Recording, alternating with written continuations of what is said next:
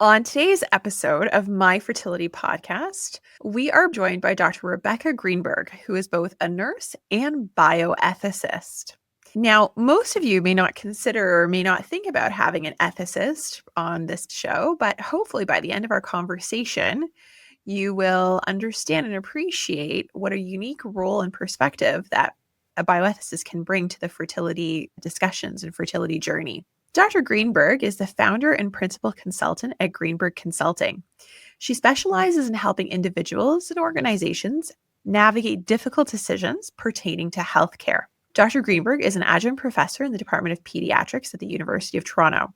She has a PhD and Post-doctoral Fellowship in Biomedical Ethics from the University of Toronto. She's worked at the Hospital for Sick Children, Mount Sinai Hospital, as a bioethicist. She is regarded as an absolute leader in the field, and she sits on the Bioethics Committees of the Canadian Paediatric Society and the Society of Obstetricians and Gynaecologists of Canada. She's also committed to education and sharing her research through speaking internationally, publishing research papers, and being featured in the media. Hopefully, you, the listener, will find this conversation as helpful and enlightening as we did. Welcome, Rebecca. Please tell us a little bit about what you do and why you do what you do. It's amazing to be here. I started my work in healthcare 20-something years ago as a bedside nurse. And during that time, I was really struck by how hard it is for patients and their families to make decisions that really have lifelong implications. So I went back to school and I ultimately got my PhD and postdoc in medical ethics, and then transitioned to a bioethicist where I focus on helping people make big decisions around their healthcare journey. And after working in downtown academic hospitals in Toronto for about 15 years, I decided to go into private practice. And in that, I really specialize in women's health and pediatrics. And, I find that in the fertility world, there are just so many decisions that patients have to make. And there is so much choice and opportunity, which is wonderful, but also can feel like a big burden when it's on them to decide which path I want to go down. So now I really focus on helping people make their decisions and also achieve, long-term closure and minimize decisional regret. So when they come back and look at this period of time, that they're going to feel as settled as one can about how they decided to proceed. That's great. Thank you so much. And thank you for being here. I think this episode is going to help a lot of people.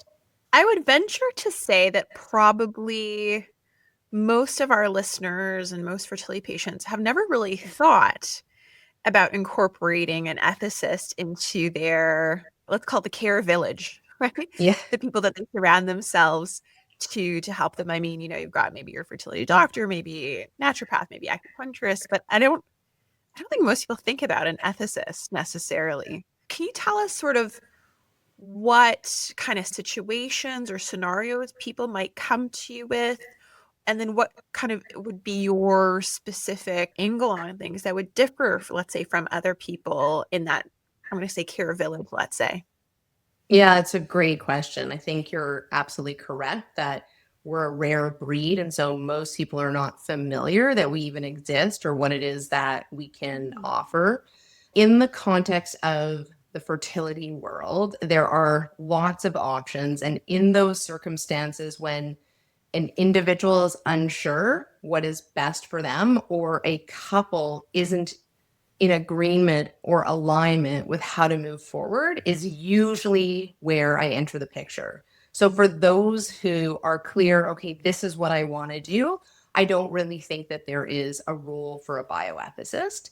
Usually the longer people are in the fertility treatment process, or the more options that get put on the table, is often where I come into play. So some examples might be a situation where a third-party donor is proposed, whether it's sperm, egg, embryo, and the individual or the couple has to decide, are we ready to move there? Do we want to continue to try with our own biological samples, knowing that it won't likely be as effective?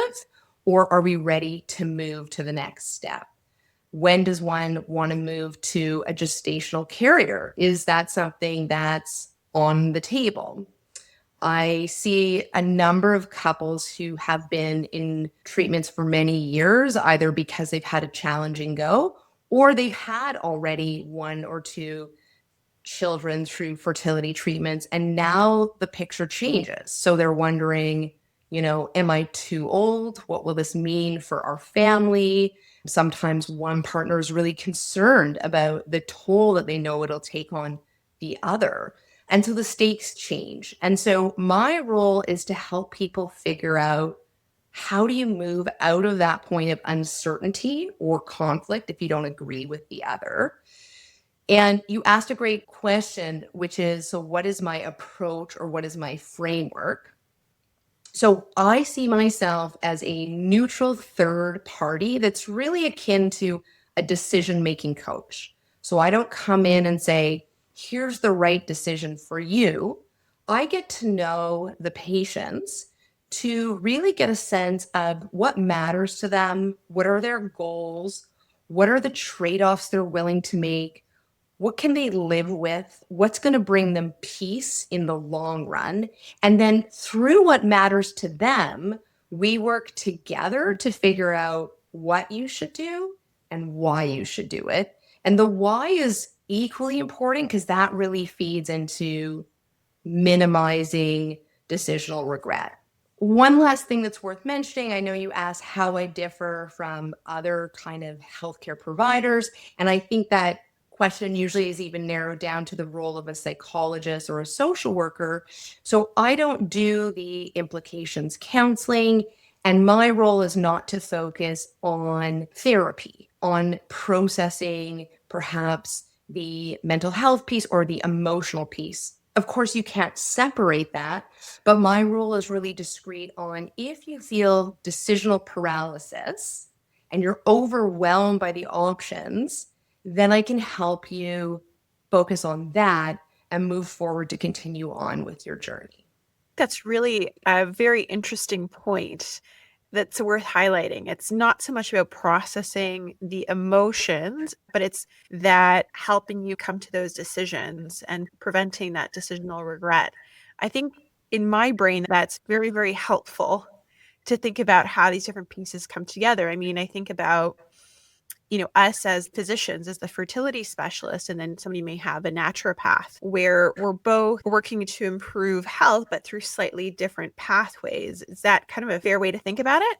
Yeah, and I see myself as part of the team. When I do take on clients, I am working with the care team and I do liaise with the physician to understand so that we have different pieces. I imagine both of you often hear the question, well, what would you do?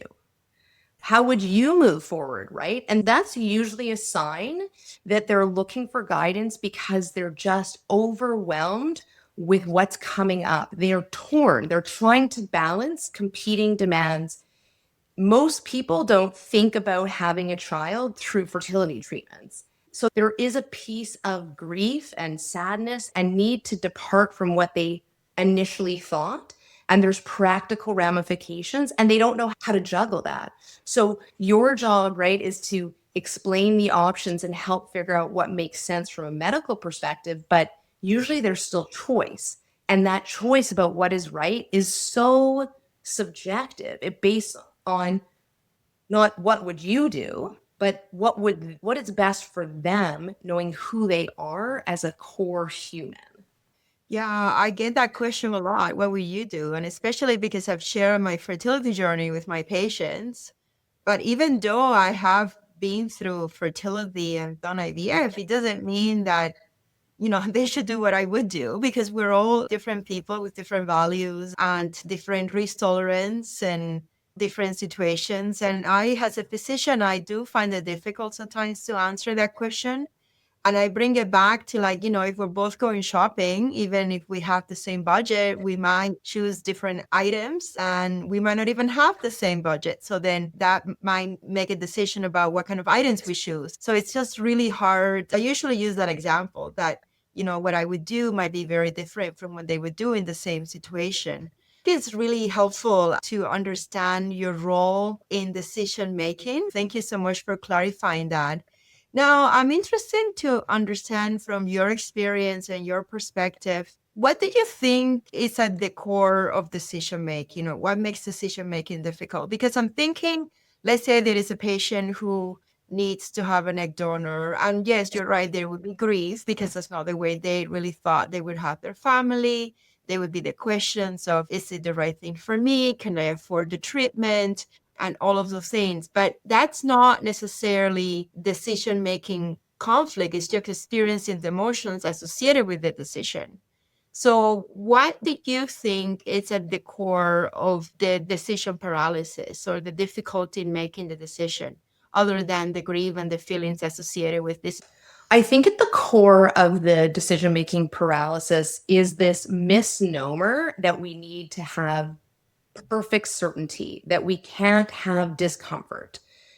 Generally speaking, outside of this context, when discomfort in a situation comes up, it usually tells us it's not the right thing to do. For example, it doesn't feel good to lie. We feel uncomfortable lying, so we don't do it. But in this world, there is many situations where it may be the right thing to do and you feel uncomfortable. And so people are trying to get rid of that feeling of discomfort or ambivalence. And I would say that that is a barrier. So the first step is often saying, what is the role of this discomfort? Maybe this discomfort is actually helpful because it's allowing me to look at a fulsome picture, right? Like when I think about what is the process that's going to get you ultimately to the best decision, it's looking at everything. So discomfort in some way is your friend. And then to think about, well, how can I feel comfortable in a situation that's really foreign to me, that I've really never imagined, that I didn't wish for? And so working with couples and individuals to figure out what do they do with that discomfort, and to shift from saying, I feel no dis-ease, to saying, I've thought about things systematically, and I can now look back at that in the future and say, here's how I got there. I think the other thing that causes a lot of discomfort is when we're working with couples. And there's a lot of alignment, of course, but there are times where people don't see things on the same page. And so then what? Not only are you trying to reconcile the decision, you're trying to reconcile and manage the relationship that is still going to be there, right? Yeah, and I wonder, what are your thoughts? Because you're absolutely right about discomfort. And even outside of decision making, you're right. Discomfort is like a whisper that is telling you this isn't right. And we experience discomfort sometimes when people say things to us that are not aligned with our values. When, to your example, we're asked to lie, when maybe you're asked to, I don't know, dance and you don't like dancing, or drinking when you don't like drinking. And anytime that you're asked to do something that is not really aligned with your values, it's a message.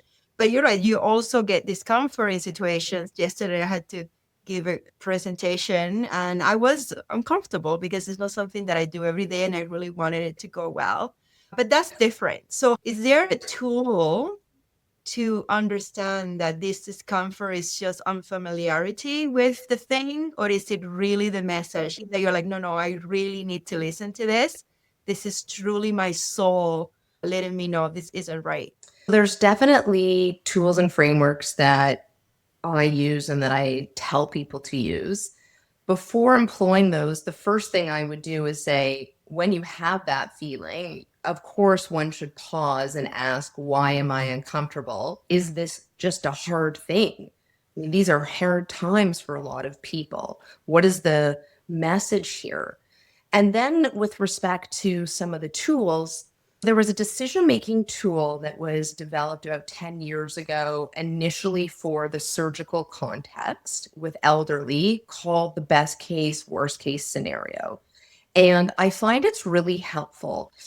Most people's minds tend to think in black and white or polarity. They think best case scenario, worst case scenario. And the worst case scenario can often cause us to feel stuck or overwhelmed.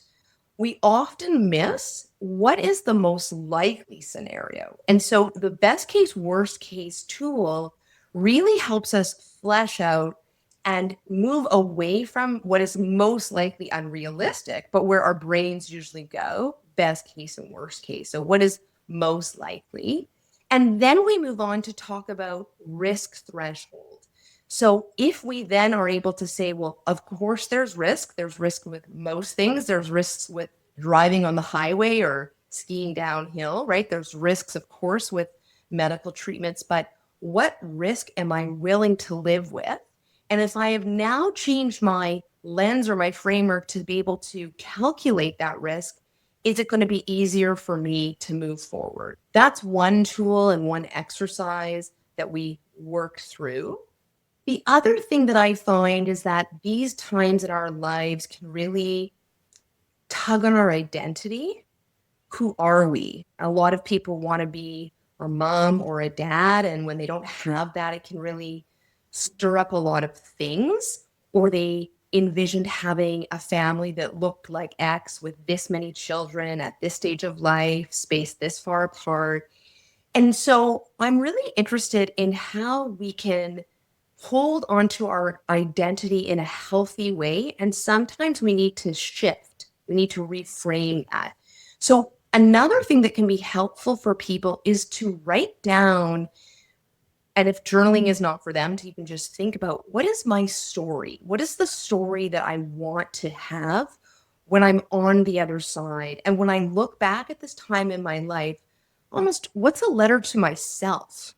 You know, what are the things that I was thinking about?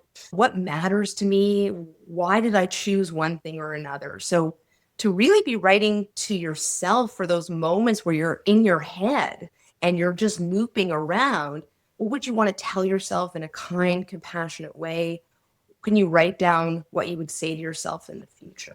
That's a really interesting idea for sure, because we have friends who are getting married soon. And I was thinking about people at, are you ready for marriage or ready to be with someone, in a couple? And fertility and fertility treatments never really come up. People don't really think about it as a couple. I mean, you try and have financial issues we might have, or health issues we might have. And very often, I think, when people and couples are faced with fertility issues, the first time where there may be a conflict or a bit of a disparity in terms of how people want to approach things.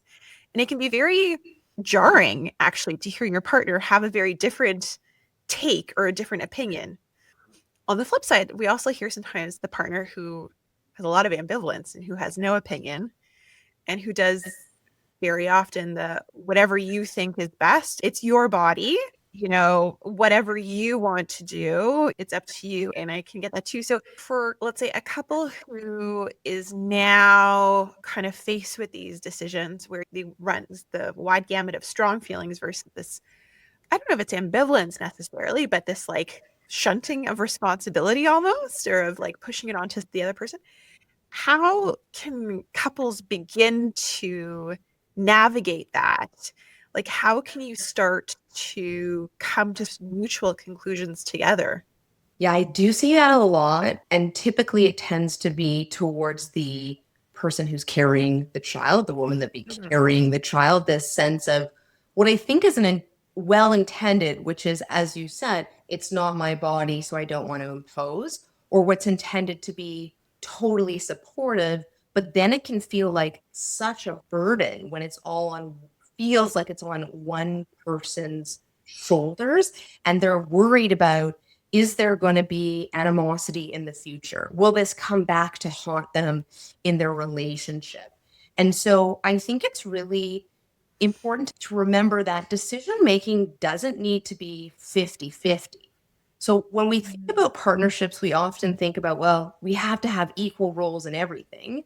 But if we think about how relationships operate generally, we are stronger sometimes at one thing or do more of one thing, and then the other person picks it up. So I often encourage people to say, okay, this is intended to be helpful, but can we re-look at this dynamic and say, maybe it doesn't need to be a 50-50 in this circumstance, but what role can that partner be in that decision-making process? Can they be a sounding board? Can they share with you some of their worries or the things that they're excited about.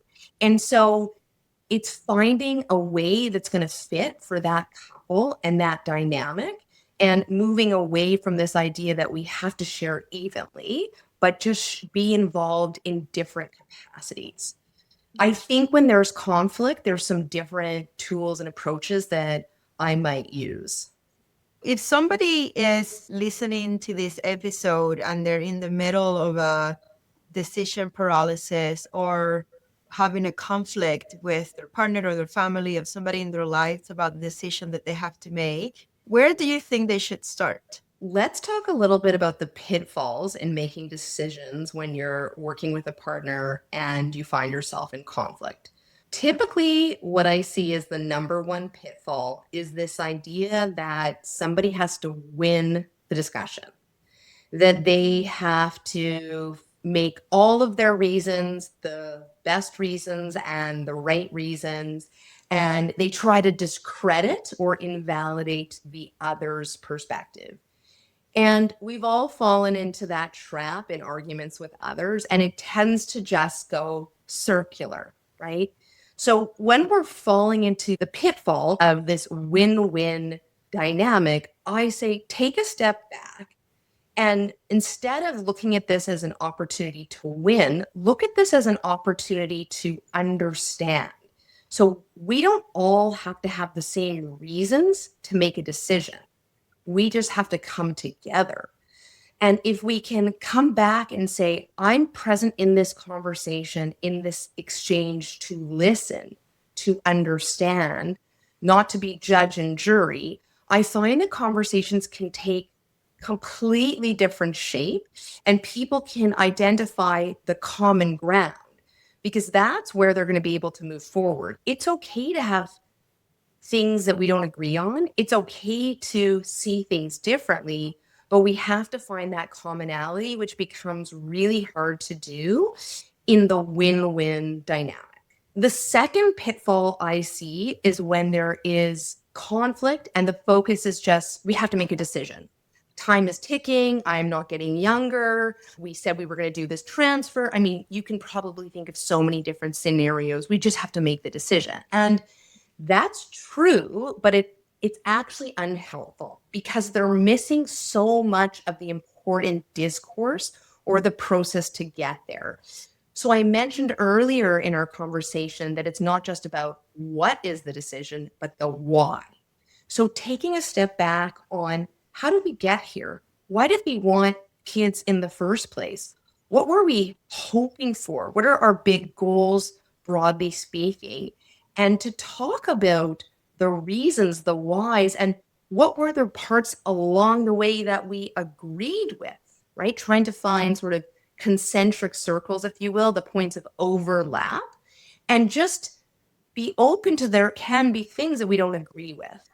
And then what tends to happen is once the why becomes shared and aligned, then the decision's going to follow, and we're going to reduce the likelihood of future animosity towards another partner. Yeah, that's so true. That future animosity and the sort of like looking back, it's animosity towards yourself in the future and also towards your partner or with your partner as well. And it's so important to think about that. It's helpful to really have a framework in terms of how to get there, because conflict with partners is hard. We all get a little emotional. We all get a little bit stuck in sort of old communication patterns whenever that comes up, for sure. If somebody was listening to this and thinking, you know what, this sounds really interesting, what does it look like for patients to work with you? How does it go, I guess?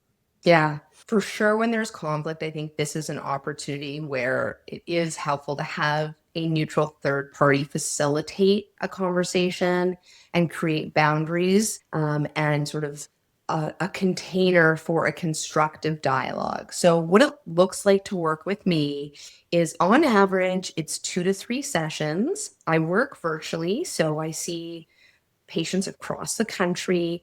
And the first session, which is 80 minutes, is really focused on understanding their story and what are their concerns, what are they hoping for, and seeking out alignment between perspectives from the parties involved.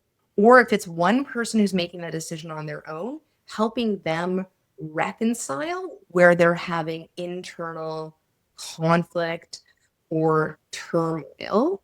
And I referenced the best case, worst case tool earlier. We work through that to help people really think about what is most likely.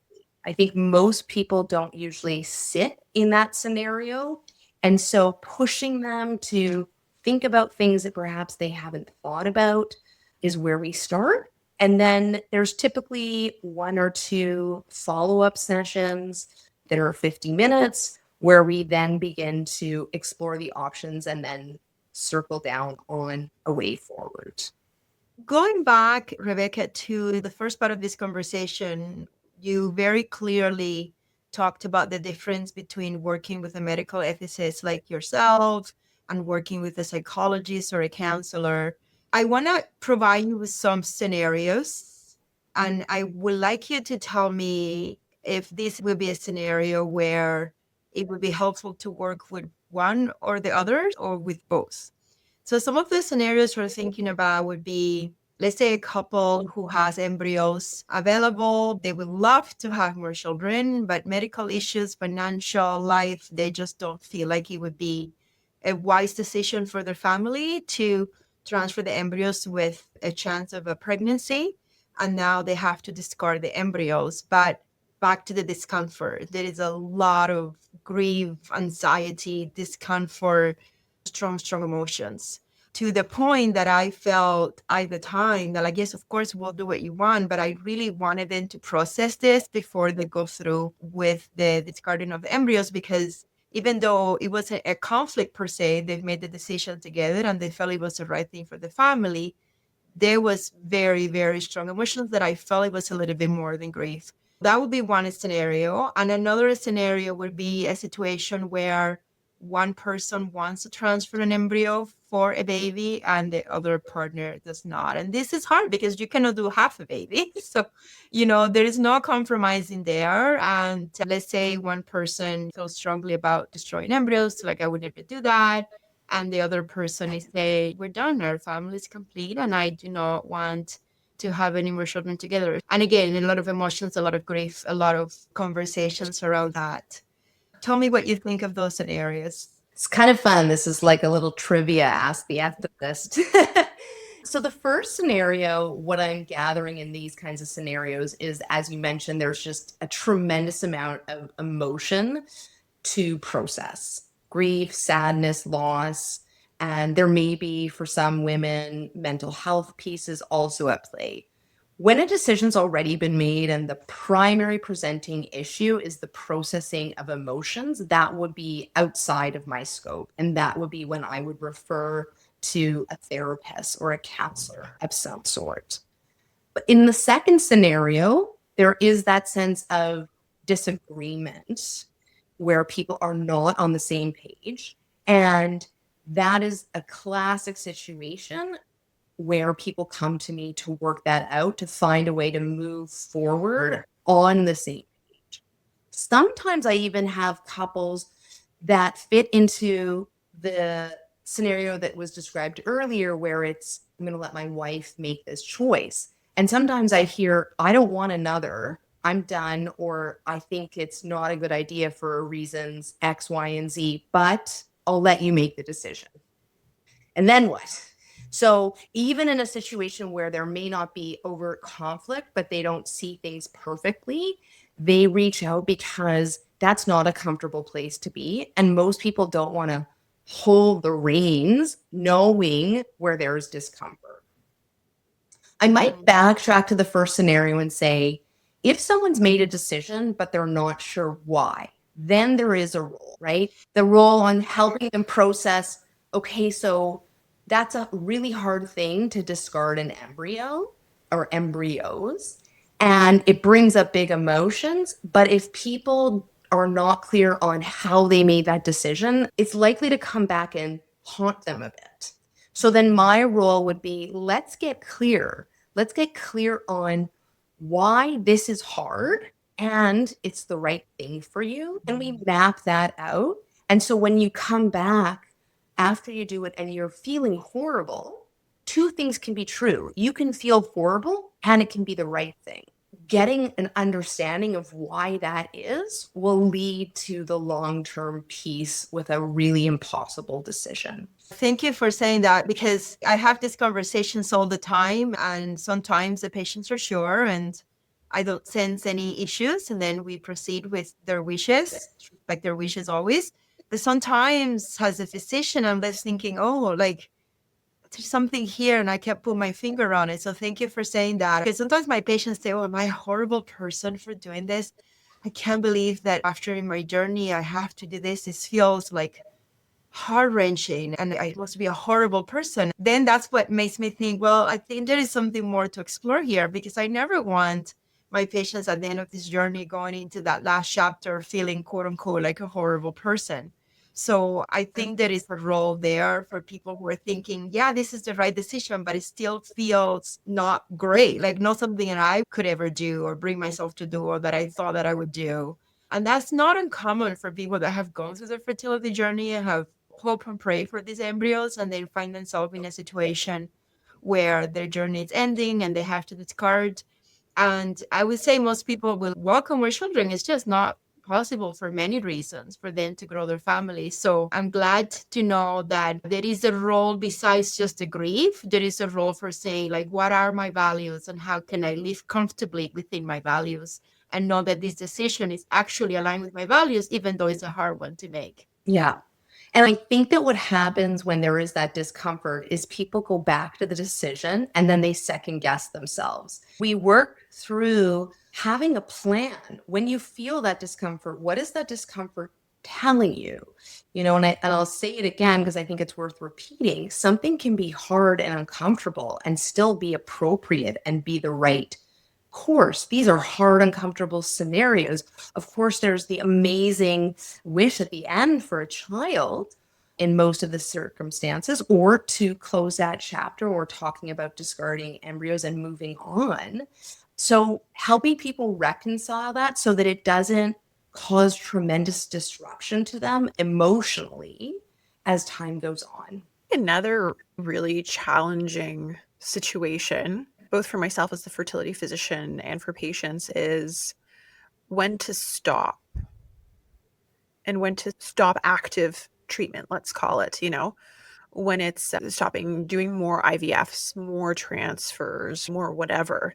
And that's a really, really hard, because that's often where I think the question comes up of like, oh, what would you do if you were me? Or that's the one where I hear it. That one I really struggle to answer and to kind of talk about, because even in the vast majority of situations, the chance of success is never not zero, right? If you do one more cycle, there's always that possibility, one more cycle. And then you can always find somebody on social media or in your circle who's done just that one more IVF, and that was the one that worked, right? And trying to manage hope for the person if they do proceed, but then also trying to be realistic, but then also trying to give people this idea that, you can stop, right? That it is a reasonable option. And so I also feel like that would be a really great scenario where someone could benefit from both somebody processing the emotional part, the grief, the loss,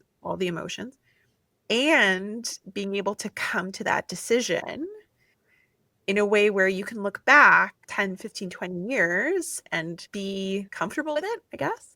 Do you find that you see a lot of people for that? Yeah, that's a big part of my practice. My husband and I went through treatment ourselves, and I have to say that determining when to stop was probably the hardest decision.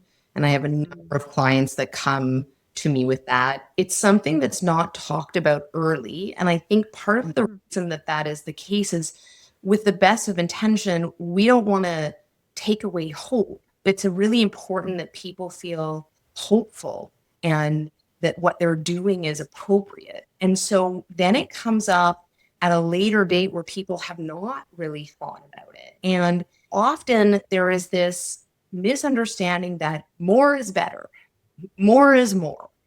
but there is a point in time where more is actually harmful, that one can want to be a parent and also want to have other things in their lives. And so that conversation looks at transitioning to what is it that they're hoping for. And it doesn't discredit their story or their experience to date. Or some people worry that it's going to give the impression that they never really wanted this, right? I think that that's an unhelpful way to look at it. It's okay, so where do we go from here? What is it that we're hoping for now? And I think that there's this construct of the fertility warrior because it's so hard.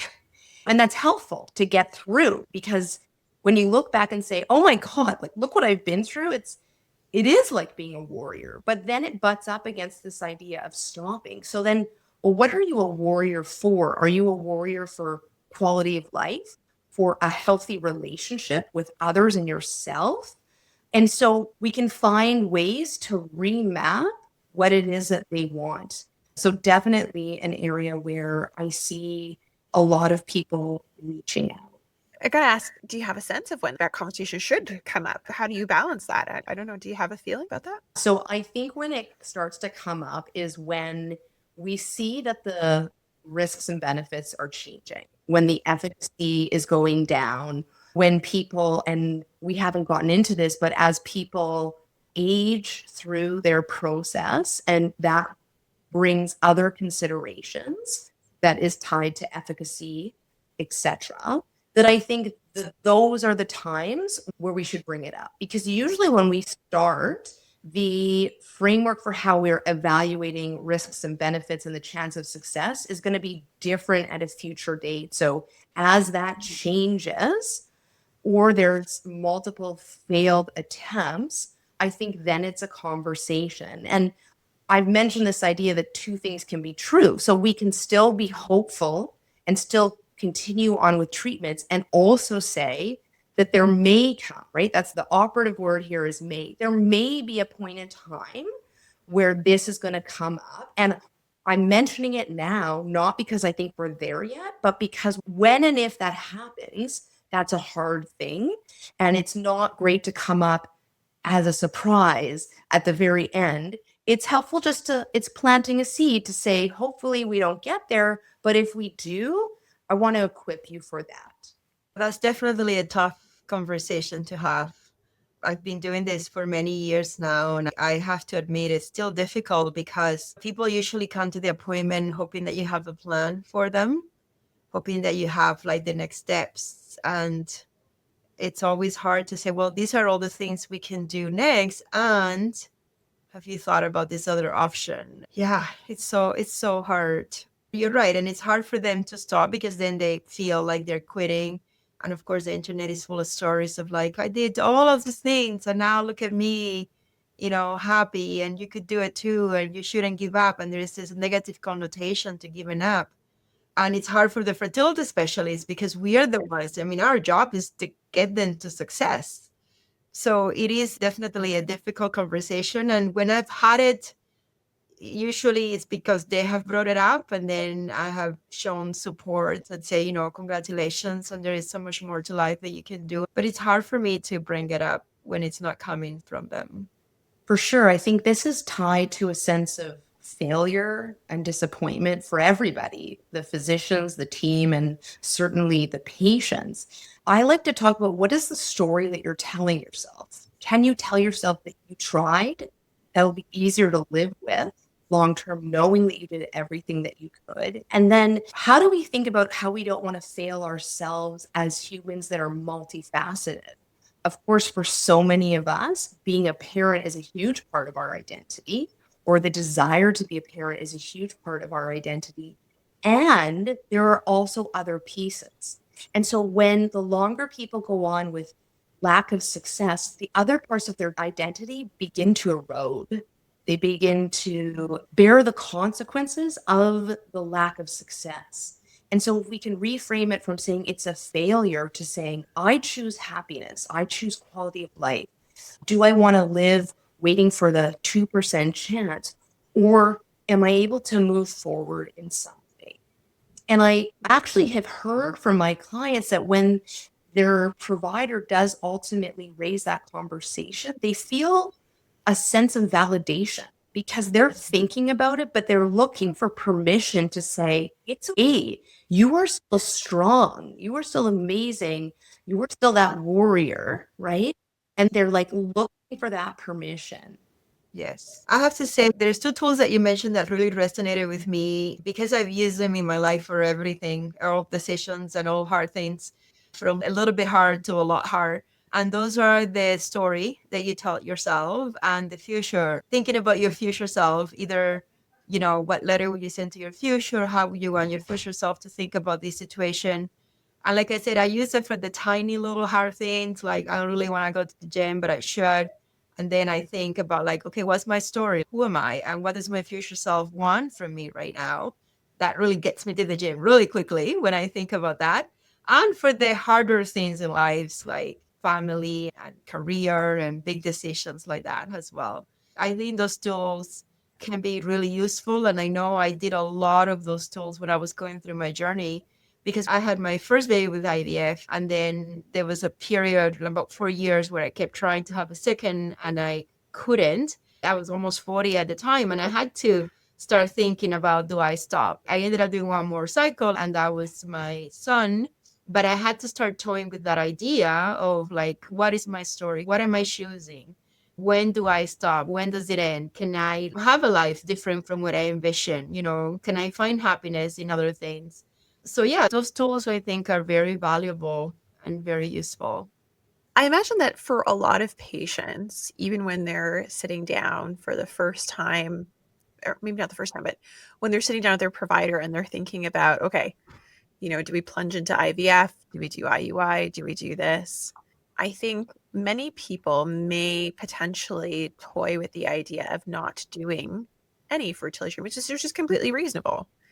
Fertility treatment is not something that anybody has to do. It's really very, very, very much patient led, which is what makes it very unique in the world of medicine. And I really hope that people, even at the start of their fertility journeys, will listen to this conversation. And I'm really hoping that this podcast episode will plant the seed into their mind of being like, you know what? It's okay not to do the thing, or it's okay to say, you know what, I'm going to do one IVF and then that's it, right? And to plan ahead. And I'm thinking about ways that I can incorporate this when I'm talking with patients. How can I frame that to patients, I guess, in that initial conversations? So that's a great question. And it's worth mentioning that there's literature across the different disciplines and fields of medicine that say when something's put on the table, it is perceived as a strong recommendation, even in the context of a clinician saying, I don't think you need to do this, but here's what it could look like. And usually what we know from the literature, from research, the most invasive, intense recommendation is usually seen to be the best.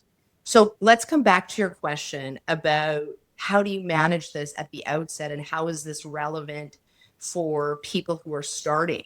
I often say that just because you can doesn't mean that you should. It's, it is odd distinction in philosophy. I'm not going to go too far down that rabbit hole and bore people, but, I think part of the conversation is to say, we're going to discuss options. And I want you to know that just because I put something out on the table doesn't mean that it's right or best. And the option of not doing anything is also on the table. So I think it's framing it so that people recognize and naming it out loud. Just because something is on the table doesn't mean you need to do it, doesn't mean that it's the best. It's one option.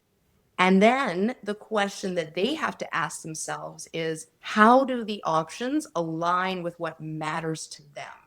That's a really good practical point that I'm going to take away from this conversation. It's discussing all the options on the table, saying that you don't have to do the thing, and then including the not doing the active treatment. Maybe it should be on the table from the very, very beginning so that it becomes easier to talk about it, with each passing conversation if you've already mentioned it a couple of times.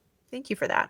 I want to ask you one last question to close this episode, which would be, For anybody listening and struggling, do you have final parting words or words of wisdom or something that you want to leave our audience with?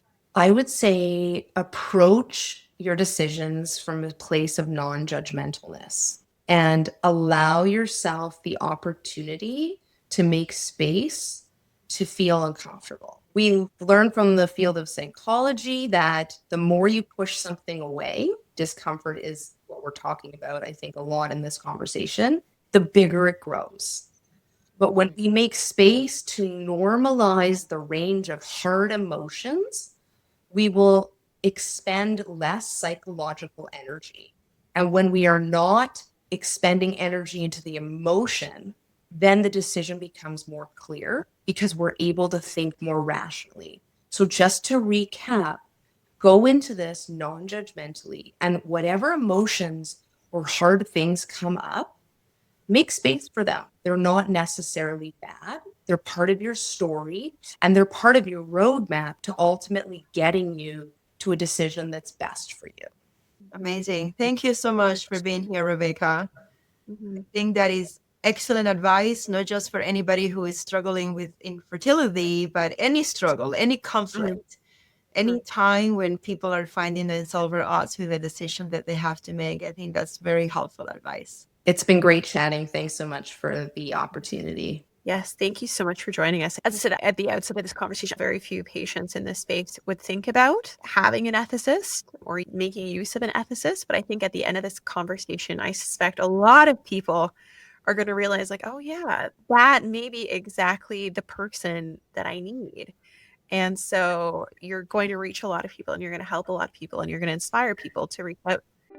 And that's a wrap for today, Superhumans. If you're looking to connect, get social with us. Follow us on YouTube and Instagram at My Fertility Podcast, or visit us online at myconfertility.com. And don't forget, follow, subscribe, and share your favorite episode. Thanks for listening to My Fertility Podcast and for being a vital part of our community. We know you've got this. We're signing off until next Tuesday. If you found this episode of My Fertility Podcast helpful, please take a moment to head over to the review section and leave us your thoughts. Your reviews and comments are incredibly valuable to us and help guide future episodes. We also welcome you to direct your questions to info@myfertilitypodcast.com.